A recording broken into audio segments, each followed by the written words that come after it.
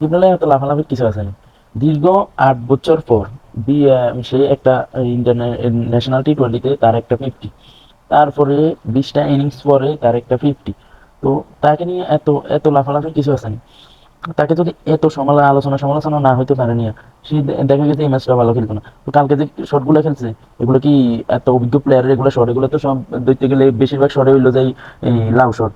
ঠিক আছে, লাভ শট খায় খেলে গেলেই সে কোনো রকম একটা 50 করছে। এরকম না খেলে তো ধরেন আমগো পাড়া মহল্লার পোলা বাইনাও হারে 40-50 বল খেলি 60-70 রান, 60-67 রান লইতে পারবে, সমস্যা নেই। 40 বল কিনলে আমগো এলাকার পোলা আরো বেশি লইতে পারে। এগিনিতে কোনো খেলা নেই, একটা ইন্টারন্যাশনাল একটা অভিজ্ঞ। তো সে 20টা ইনিংসের পরে একটা ম্যাচ ভালো খেলছে, তার নিয়ে এত পোস্ট, এত লাফালাফি, এত কিছু নেই। ওর সেবারে যে কথাটা বলছে যে তার বয়স হয়েছে, তার রিটার্ন নেওয়া উচিত, তার আসলে রিটার্ন করা উচিত। তার চোখের সমস্যা, তার এই সমস্যা ওই সমস্যা, কি খেলে সে?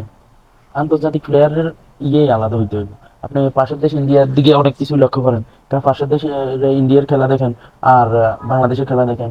ইন্ডিয়া কিছু করলে বাংলাদেশে কিছু করতে হইব। খেলা দিয়ে গেলে বাংলাদেশ পিছায়।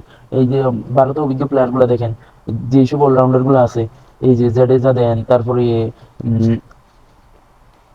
এই যে হার্দিক পান্ডিয়া তো ফেজার, তারপর কুনাল পান্ডিয়া, এগুলা যেগুলা যেগুলো আছে, এগুলা কিরকম খেলে? আর বাংলাদেশ এগুলা কিরকম খেলে?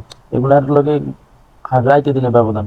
তো প্রায় ৮ বছর পরে একটা ম্যাচ ভালো খেলছে, এটা নিয়ে লাফালাফি করার মতো কিছু নেই।